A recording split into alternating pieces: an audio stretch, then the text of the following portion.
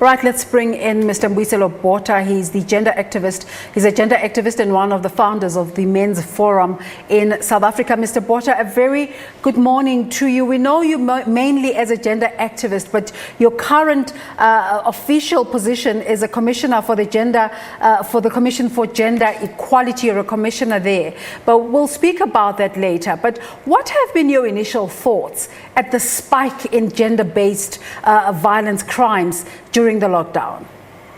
Well, good morning, Desiree, and thank you for the opportunity, and good morning to your listeners. Desiree, one of the main things that we should remember as South Africans is that this is not a new phenomenon, violence against women. It is heightened because, Desiree, and your listeners, you having for the first time, you having couples in one space, nowhere to go, confined for, well over 21 days. Now, Desiree, one of the major reasons is that we have not been able, all of us, taught to deal with issues that impact and affect us sometimes and more often than not adversely. To give an example, Desiree, we always have work to go to. We wake up in the morning, would go to work, and as a result, you then find what one would call you escape from the reality of your situation. But secondly, Desiree, and more importantly, a lot of us men, we have not been taught to verbalize your emotions. You've always been taught that, look, you must take it on the chin. You must, keep quiet. Don't speak. But also, in most instances, Desiree, the majority of women have also believed the narrative that it's okay to verbalize what may be happening. As a result, you may find that in this lockdown, Desiree, then you are dealing with emotions that have always been suppressed. That I would go to church, you'd go to work, you'd go to gym, you'd come back, it's dinner time, one is busy with the homeworks and one is busy with television. So you never have an opportunity to engage meaningfully, substantively. Now, for the first time, all of us, you are forced by the lockdown to lock horns, to look at each other in the eye and talk about those things that ordinarily you would avoid or you would escape from. Based on all the work you've done in this space, when are we going to see the emergence of a new South African man who recognizes that a woman is an equal partner? Well, definitely, the fortunate part is that, by the way, I'm an eternal optimist. The fortunate part is that in our country, you're beginning to hear lots of voices of men saying, violence will not happen in my name. But you're also seeing in our country, and for the first time, I think, you're seeing the president who is in the forefront, who says that violence against women is not a woman's issue. You have a President Ramaphosa, who's taking the lead. And I think one of the defining moments of his presidency is focusing on working with men and boys. Here's a president who says that we need to create a new paradigm shift.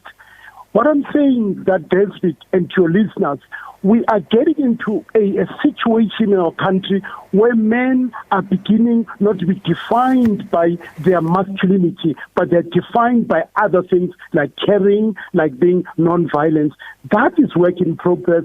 That is a marathon. It's not a sprint. So I'm saying to you that it's beginning to happen. It may be slow because you have these structural inequalities. You also have years and years of our socialization as men of being taught that, look, don't talk about these issues.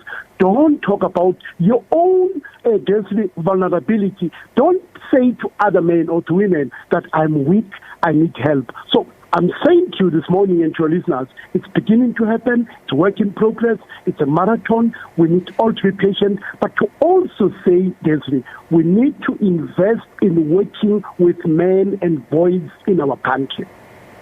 So what is the Commission for Gender Equality doing at this time of lockdown when it's difficult to reach out to people in a practical way, but they still need to get the messages to desist from gender-based violence?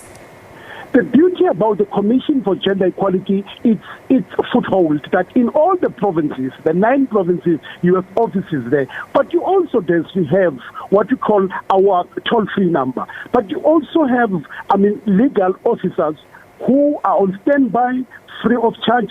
And I want at this moment to take an opportunity, Desiree, to share with your listeners and the viewers our toll-free number, that please make use of the Commission for Gender Equality's number. Men and women who are trained in law are ready and competent to assist. And our number is 0800 007 709. Let me repeat. It's 0800 007 709. It's important to note that the Commission is open to take cases and to ensure that communities are assisted free of charge. It's important to South Africans that we can only be effective if you make use of these services. Which is quite unfortunate, because research has shown that there are those women, a section of the community, who are scared to approach authorities, and yet they live under these conditions. What sort of advice could we give to this kind of woman? I think one can say to women in our country that it can't be correct to not to report, but also to know that there are consequences if policemen and women are not able to take your case, or they can you beg Desiree to say to you that this is a cultural issue, go and talk it over. There are consequences. If you go to police station and you don't find joy, you have the Commission for Gender Equality. Other than that, you also have the commissioner at the station. Women should know that it is your right, in fact, to approach the commissioner, or even higher up the provincial commissioner, when you are not happy and satisfied. I know that there's also a 24-hour gender-based line that must be used. What I'm saying is, with your listeners and to women in particular, that it can't be correct to fold your arms and say that the system will not assist me, the system will not help me. It's up to us to ensure that we make use of these services. Thanks for talking to us this morning. It's my pleasure, Desiree. Bye-bye. Mbuyiselo Botha.